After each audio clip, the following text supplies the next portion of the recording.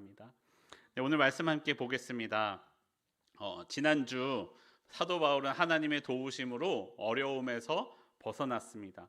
유대인들은 바울을 바로 즉시 죽이려고 했지만 하나님께서는 이 사도 바울을 가이사랴로 인도하셨습니다. 그리고 그 가이사랴에서 오늘 바울을 고발하러 온 아나니아와 그의 변호사 더둘로가 함께 사도 바울을 이스라엘 지역을 다스리는 유대 지역을 다스리는 총독인 벨릭스에게 고발하고 있습니다.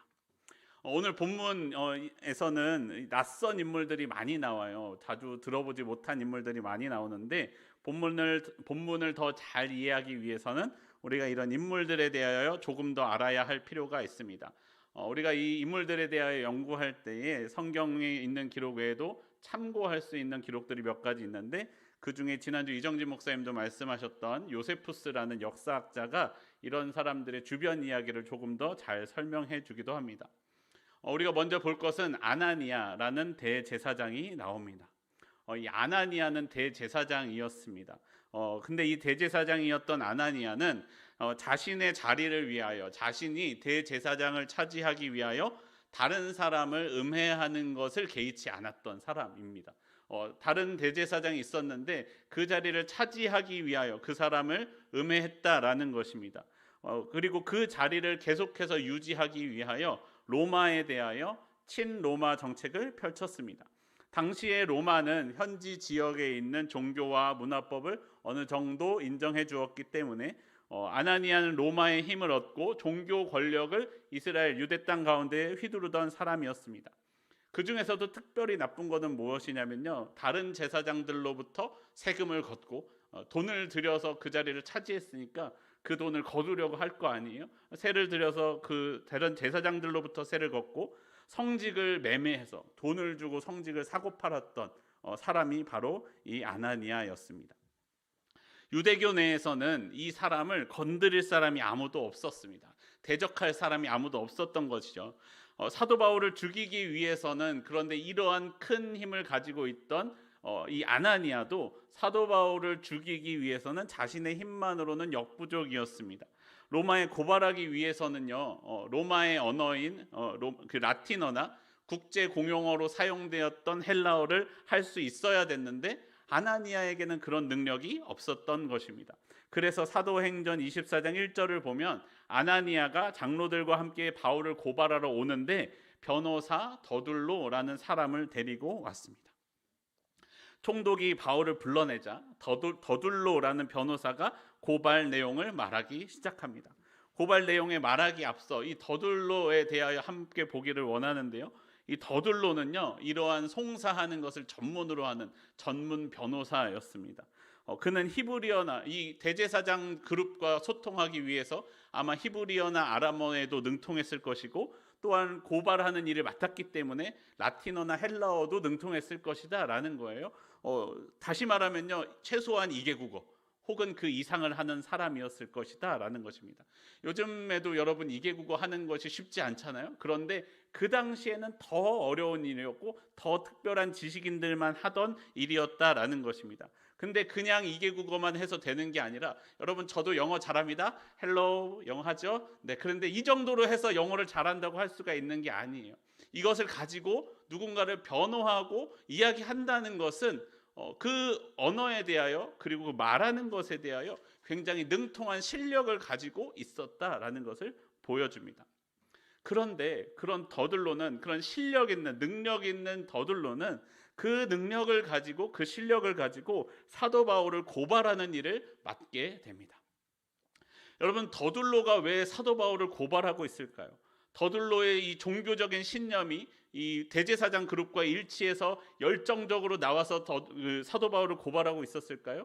아니면은 로마의 법을 어긴 이 사도 바울이 괘씸해서 정의감에 넘쳐서 그를 고발하고 있을까요? 둘 다 아니라는 거예요.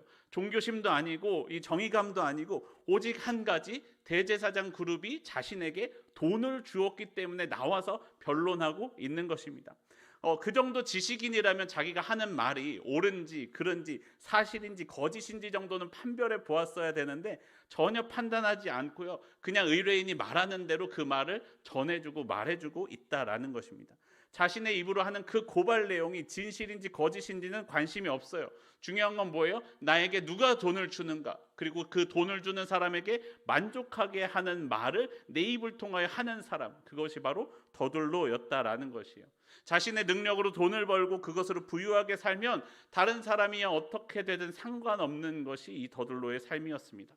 그렇기 때문에요, 그의 입에서 나오는 말은 처음부터 모두 다 거짓이었습니다. 3절 말씀 우리 함께 보겠습니다. 사도행전 24장 3절인데요. 함께 한 목소리로 읽어보겠습니다. 시작. 벨릭스 각하여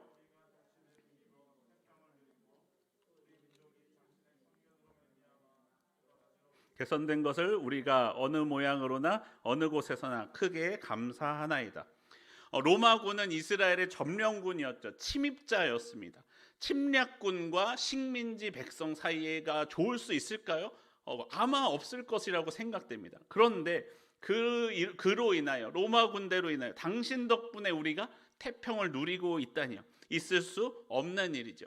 그리고 실제로 그 경제가 좋아졌느냐? 그렇지도 못했다라는 거예요. 역사학자들은 벨릭스의 통치 기간에 오히려 이스라엘 지역의 삶은 더 어려워졌다라는 것이에요. 왜요?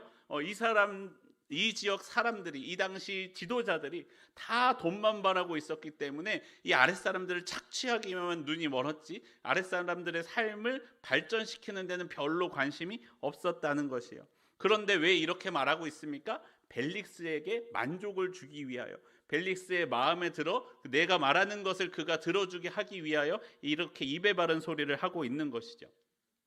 그리고 이어서 더둘로는 사도 바울을 세 가지의 제목으로 고발하고 있습니다. 첫 번째는 사도 바울이 로마 제국에 대항하여 정치적인 선동을 도모하려고 했다라는 것입니다. 이 정치적인 선동을 가장 먼저 이야기합니다. 5절에서 나오는 소요하게 한다라는 이 말씀이요, 반란을 일으키고 반란을 꾀한다라는 뜻입니다. 더둘로는 벨릭스가 유대를 통치하는 기간에 이 반란에 대하여 굉장히 예민한 사람인 것을 알고 있었어요. 유대를 통치하는 동안에 여러 가지 이런 소요 사건들, 반란 사건들의 주동자들을 앞장서서 죽였던 것을 잘 알고 있었습니다. 그런 벨릭스의 성격을 알던 이 더둘로는 가장 먼저 사도 바울의 그것을 제목으로서 고발하면서 사도 바울에 대하여 전염병과 같은 자, 개역 한글 성경에서는 연병 같은 사람, 영어로는 패스트, 흑사병 같은 사람이라고 이 사도 바울을 고발하고 있는 것입니다. 그리고 두 번째로요, 당시에 거짓 메시아들이 출현해서 사람들의 마음을 흔들었던 일들이 많이 있는데 그것 때문에 로마의 관리들이 많이 골치 썩었던 것을 알고 있기 때문에 더둘로는 사도 바울도 그와 같이 민심을 동요하게 만드는 사람 중 하나이다라고 고발하고 있습니다. 마지막 세 번째로 성전 모독죄로서 고발합니다. 로마 제국에서는요, 각 종교의 어느 정도, 각 민족의 종교의 규례들을 어느 정도 허용해주고 있었기 때문에 사도 바울이 우리 유대교의 종교적 규례를 어겼다라고 함으로써 종교 재판으로서 이 사도 바울이 죽어 마땅한 사람이다라고 말하고 있는 것입니다. 여러분, 이 더둘로의 발언을 보십시오. 이 판단하는 재판장의 마음을 살살 달래주고 마음에 만족하게 하는 발언이 아닐 수가 없어요. 얼마나 실력 있는 발언입니까? 아마 우리 변호사가 이렇게 말해준다면 정말로 믿을만 할 것 같아요. 이 재판장인 벨릭스의 입맛에 딱 맞는, 벨릭스가 원하는 말들만 골라서 긁어주고 해주고 있다는 거예요. 여러분, 이 더둘로는요, 자신이 가진 그 말 잘하는 것으로, 그 실력을 가지고 능력을 사용해서 사도 바울을 죽음으로 몰아가고 있습니다. 이 사도 바울을 고발한 제목 하나가 모두 다 당장 사형을 당해도 마땅한 죄들이라는 것입니다. 그런데 문제는 무엇이에요? 아까 말씀드렸던 것처럼 더둘로는요, 이 사건이 정말로 있었는지 없었는지 자신이 본 적도 없고 확인해 본 적도 없다는 거예요. 그냥 대제사장들이 이렇다라고 이야기하니까 그래, 그렇게 말해줄게, 그리고 말한 것을 잘 정리해서 전달하고 있을 뿐이다라는 거죠. 한 사람의 생명을 해할 수도 있는 그것을 지식인이라는 사람이 사실관계 확인도 없이 그냥 말하고 있다는 거예요. 왜 말하고 있어요? 그들이 나에게 돈을 주니까. 내 지식은 내 돈을 위하여, 나의 삶의 풍족함만을 위하여 사용하고 있었다라는 거예요. 더둘로에게는요, 실력이 있었지만 공의가 없었습니다. 여러분, 우리가 어떤 일을 할 때요, 능력이 있으면 좋아요. 능력 있는 거 싫어하는 사람이 아무도 없습니다. 능력 있는 사람과 함께 일을 하고 싶습니다. 능력이 있으면 일을 더 쉽게 할 수 있고 잘할 수 있고 많이 할 수 있어요. 하지만 우리에게 능력보다 더 중요한 것이 무엇이에요? 능력을 어떻게 사용하는가. 그것이 우리에게 더 중요하다라는 거예요. 능력을 바르게 사용하는 것이 중요하다는 거예요. 거짓된 방법으로 사용하는 능력은요, 결국에는 우리의 삶을 갉아먹고 무너뜨리게 되어 있다라는 것이에요. 오히려 주변 사람들을, 그리고 결국엔 자기 자신도 죽음의 길로 몰고 가는 것이 자신의 능력이다라는 것이에요. 예전에 TV 고발 프로그램에 그런 내용들이 많이 나왔습니다. 다른 분야들도 그렇지만 제가 좋아하고 관심 있는 분야가 컴퓨터라서 컴퓨터를 제가 좋아하는데, 그런 시사 고발 프로그램에 컴퓨터를 고쳐주는 사람들 이야기가 나왔어요. 근데 컴퓨터 AS 센터, 이 동네 컴퓨터 센터에다 전화를 하면요, 와서 수리해 준다고 하고서는 와서 어떻게 합니까? AS 기간이 남은 것도 바꿔야 한다면서 자신이 새 걸로 바꿔주겠다고 하고, 그리고 더 좋은 부품은 더 저렴한 부품으로 갈아 끼우고, 고치지 않아도 될 것을, 아니 그냥 버튼 한번 누르거나 한번 끼워주면 끝날 것을, 이거 고장났다고 바꿔야 된다고 말하는 사람들이 있더라는 거예요. 그 사람들은 자신에게 컴퓨터를 고칠 능력은 있었지만 그것을 바르게 사용하지 않았다라는 거예요. 왜 그렇게 했어요? 그렇게 한 번만 속이면 하루치 일당이 나에게 들어오는데 그렇게 하지 않을 사람이 누가 있겠냐라고 말하더라는 것이에요. 여러분, 그런 사람들이 있더라는 거예요. 아니요, 여러분, 의외로 세상에 그런 사람들이 많더라는 거예요. 한번 거짓말을 하면, 한번 눈속임하면 여러분 하루치 일당에 들어온다면, 아무도 내가 그를 속이는 것을 모른다면 여러분 속이시겠어요? 안 속이시겠어요? 속이고 싶은 마음이 불끈불끈 솟아오를 거라는 거예요. 여러분, 우리의 삶은 어떻습니까? 그리스도인은요, 예수님을 중심 삼아 살아가는 사람들이라는 거예요. 예수님이 내 삶을 바라보고 계시고 내 안에 계시다는 것을 믿는 사람들이라는 것이에요. 다른 사람들은 아무도 내가 정직하게 행하는 것을 알아주지 않아도, 내가 거짓으로 행하는 것과 거짓으로 행하지 않는 것과 다른 사람들은 아무도 몰라도, 내가 거짓말을 하는 것을 누가 보고 있어요? 둘이 보고 있는데 누가 보고 있어요? 내가 보고 있고 나 자신이 보고 있고 하나님이 보고 계시다라는 거예요. 그렇기 때문에 하나님을 믿는 사람들은요, 거짓을 행하지 않는 사람들이어야 한다라는 것이에요. 세상은 유혹합니다. 잠깐 속이는 거 아무도 몰라. 야, 그거 누가 알겠냐? 너나 알지, 누가 알아? 근데 내가 안다는 거예요.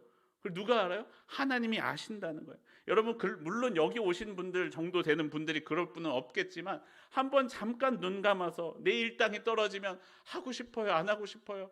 하고 싶다는 말이 여기 목에까지 차오르지만, 그럼에도 불구하고 내 안에 계신 하나님 때문에, 내 안에 계신 예수님 때문에 그렇게 하지 않는 사람, 그것이 그리스도인이다라는 것입니다. 탐욕으로 인한 거짓은요, 결국 내 삶을 사망으로 몰고 간다라는 것입니다. 여러분, 그 거짓에 우리는 대항해서 싸워야 합니다. 그런 거짓에 우리가 어떻게 대응해 싸울 수 있느냐? 사도 바울의 모습을 보십시오. 사도행전 24장 10절, 사도 바울의 변론이 시작됩니다. 24장 10절 말씀 우리 함께 한 목소리로 읽겠습니다. 시작. 총독이 바울에게 머리로 표시하여 말하라 하니.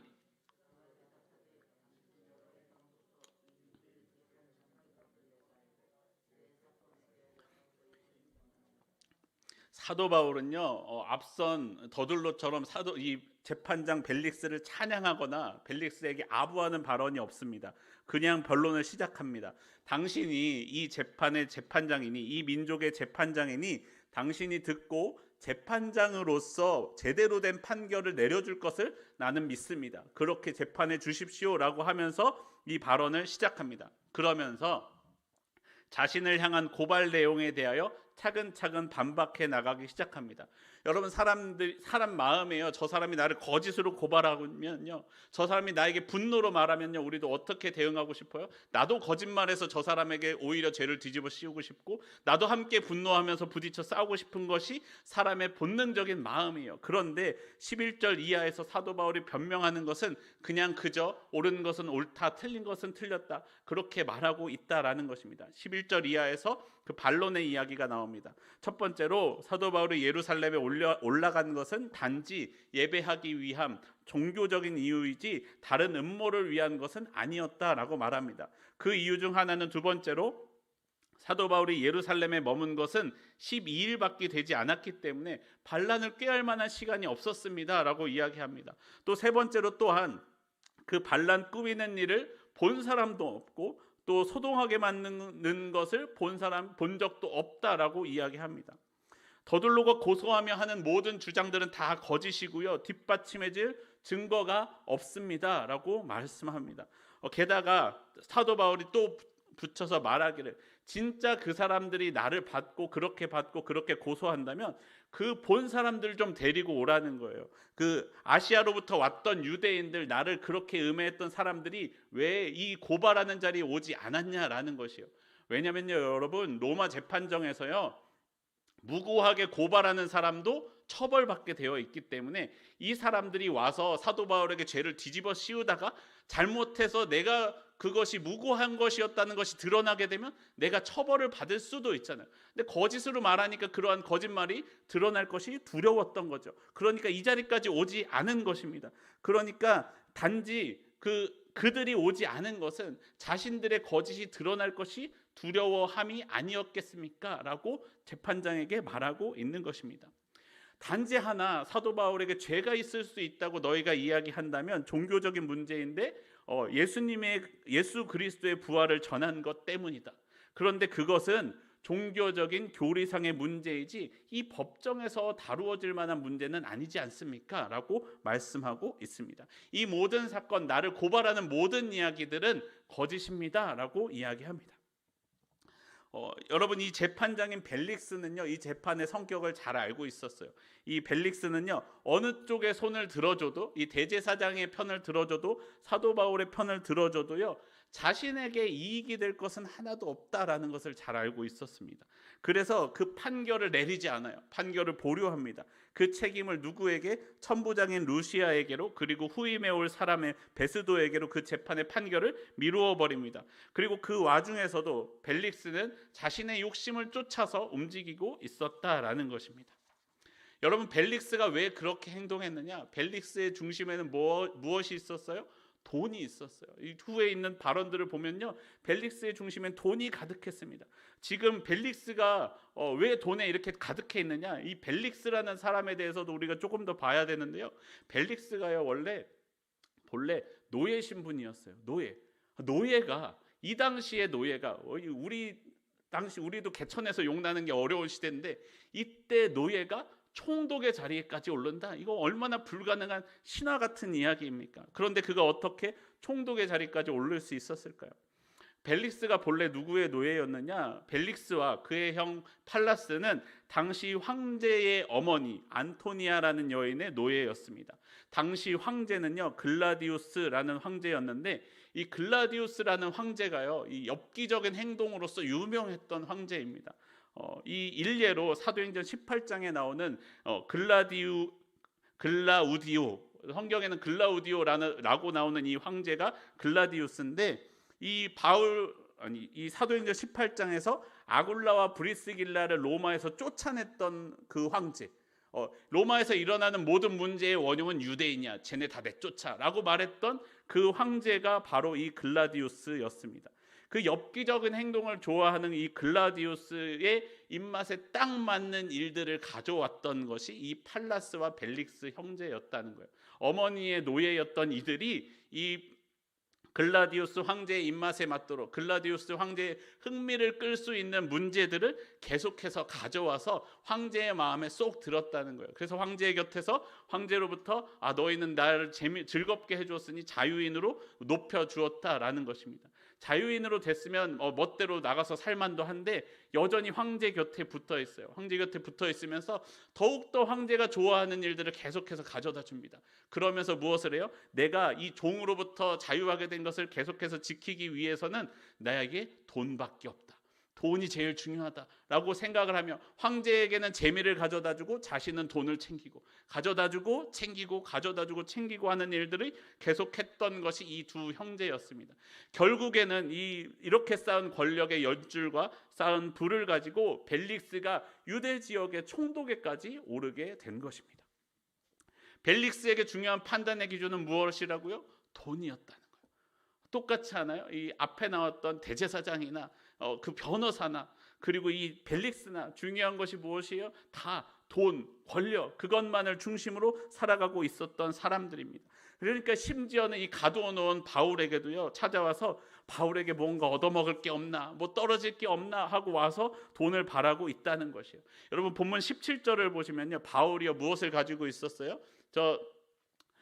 구제금을 가지고 있었다는 거예요. 이 예루살렘 교회에 가져올 구제금을 가지고 왔다라는 이야기를 변론하는 이야기를 통해서 알게 되었어요. 그 이야기를 듣고서 무슨 생각이 나요? 아, 저 사람이 어디선가 돈을 융통할 수 있는 능력이 있는 사람이구나. 쟤를 잘 쪼다 보면은 돈이 떨어지겠구나라는 생각이 들었다는 거예요. 그래서 벨릭스는 사도 바울을 가두어 주지만 누군가 돈을 가지고 올 수 있으니까 사람들을 만날 수 있도록 자유를 준 것입니다. 그리고 수일 후에 계속해서 사도 바울을 찾아옵니다. 그의 아내 유대 여자 드루실라와 함께 바울을 찾아옵니다. 여러분, 이 벨릭스의 아내 드루실라도 중요한 사람인데요, 헤롯 대왕, 예수님이 태어나셨을 때 그 2살 이하의 아이들은 다 죽여라라고 말했던 그 헤롯 대왕의 손녀딸이에요.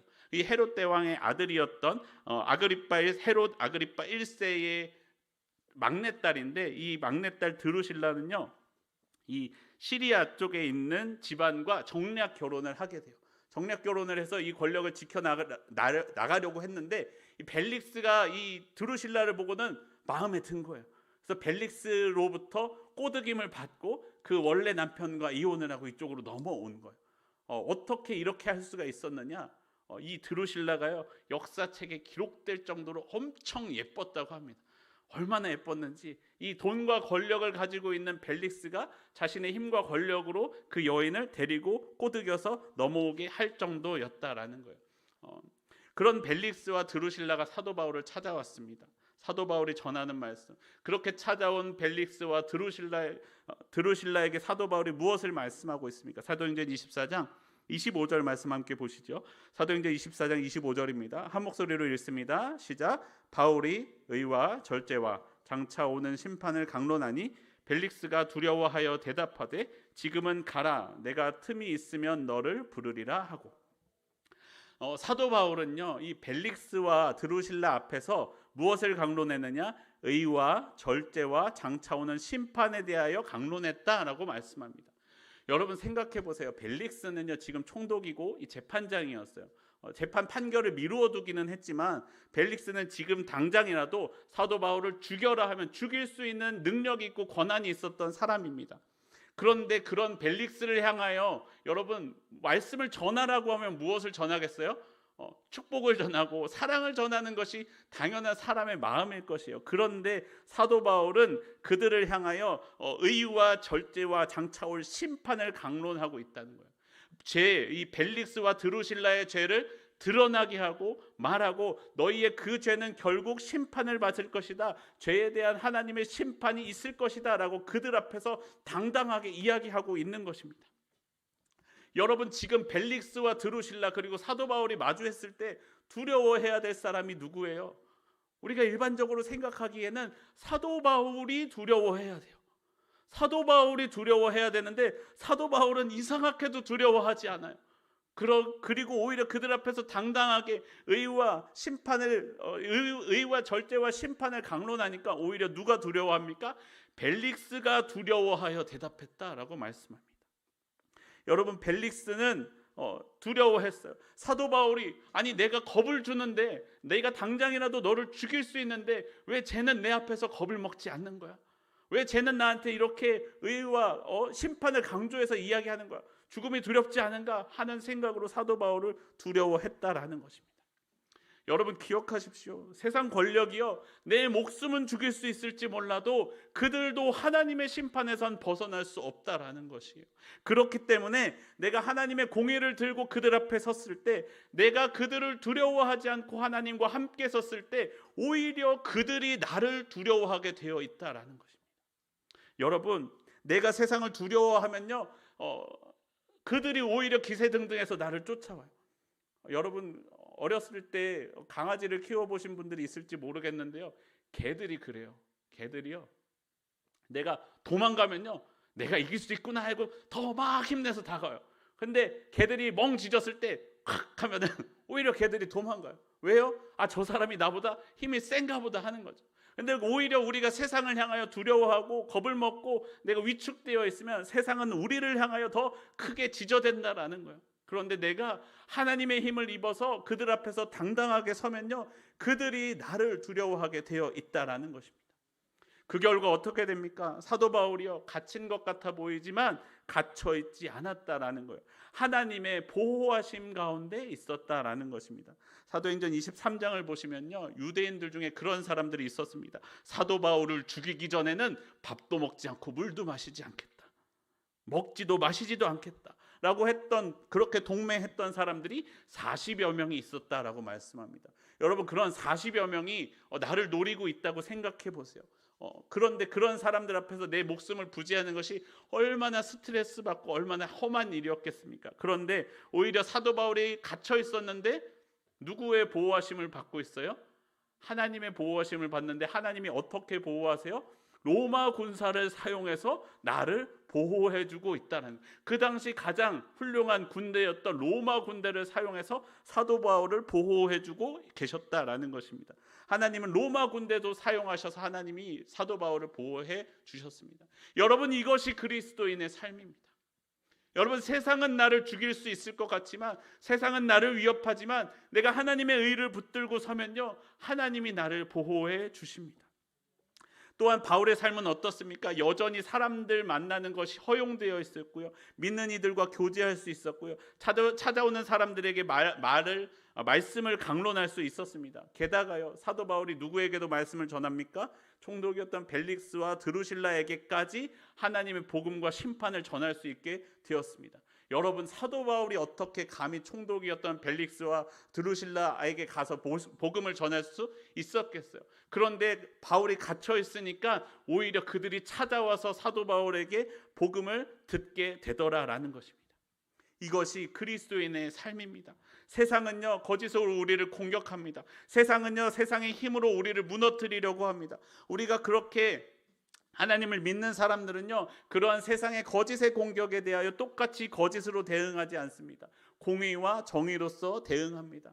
여러분, 세상은 힘과 권력으로 우리를 공격합니다. 우리는 힘과 권력으로 그들과 맞서 싸우는 것이 아니라 하나님의 의와 절제와 장차올 심판으로 그들에게 대응합니다. 하나님의 말씀으로 맞서서 싸웁니다. 여러분, 내가 하나님의 말씀을 들고 하나님의 의로 서 있으면요, 하나님이 나를 지키신다라는 것이에요. 내 삶은 하나님의 보호하심 아래에 있다라는 거예요. 세상 사람들은 다 사도 바울 갇혔네 라고 이야기하지만, 아니요, 하나님이 사도 바울을 보호하고 계신다라는 것입니다. 여러분, 거짓에 거짓으로 대응하고 힘과 권력에 힘과 권력으로 대응하면요, 내가 지금 당장은 이길 수 있을지도 몰라요. 한두 번 이길 수 있을 수도 있죠. 그런데 그렇게 되면요, 또 다른 거짓에 또 다른 힘과 권력에 당하게 되어 있다라는 것이에요. 거짓으로 승리해봤자 그들은요, 자신들의 힘을 더 키우고 더 큰 거짓을 가지고 오려고 하지 우리의 의와 심판에 굴복하지 않더라는 것이에요. 하나님을 믿지 않더라는 것입니다. 그리고 그 가운데에서는 하나님의 역사하심이 있지 않더라는 것이에요. 그들이 거짓과 세상 권력과 거짓과 세상 권력으로 우리를 공격해 올 때 공의와 예수님의 도로서 우리가 대응해 나가면 그때 세상은 나를 두려워하더라라는 것입니다. 그럴 때 하나님의 뜻이 우리 가운데 이루어지더라는 것이에요. 여러분, 세상에 나갈 때요, 그리스도의 성품으로 나를 충만하게 채우기를 바랍니다. 그것이 먼저입니다. 기술도 돈도 권력도 그 다음이요. 여러분, 기술 있으면 능력 있으면 좋죠. 돈 많으면 좋죠. 저도 돈 많은 거 좋아해요. 권력 있으면 좋죠. 권력 있는 사람 저도 좋아합니다. 그런데 그 모든 것들을 어떻게 사용하느냐, 의로 사용하느냐, 거짓으로 사용하느냐, 단지 나만의 이익을 위하여 사용하느냐, 공의와 심판을 위하여 바르게 사용하느냐, 거기서 그 방향성이 전혀 달라지게 된다는 것이에요. 내가 거짓으로 그들에게 사용하면요, 그 권력, 힘과 권력으로 사용하면, 중심 없이 사용하면요, 그들 위에 설 수 없습니다. 더 큰 권력과 더 많은 돈과 더 높은 능력에 우리는 무너지게 되어 있다라는 거예요. 우리가 중심을 잡고 그들의 능력에, 그들의 권력에, 그들의 돈에 하나님의 의로 대응해야지 우리가 승리할 수 있다라고 우리에게 말씀합니다. 그리고 그것을 통하여 하나님이 나타나시게 됩니다. 그것을 통하여 하나님의 역사하심을 경험할 수 있게 됩니다. 여러분, 우리가 하나님의 역사하심 가운데 들어가기를 원합니다. 내가 내 뜻이, 내 능력이 내 삶 가운데 나타나는 것이 아니라 하나님의 능력이 나를 통해 나타나기를 원합니다. 그리고 하나님의 보호하심 가운데 거하는 저와 여러분의 삶이 되기를 소원합니다.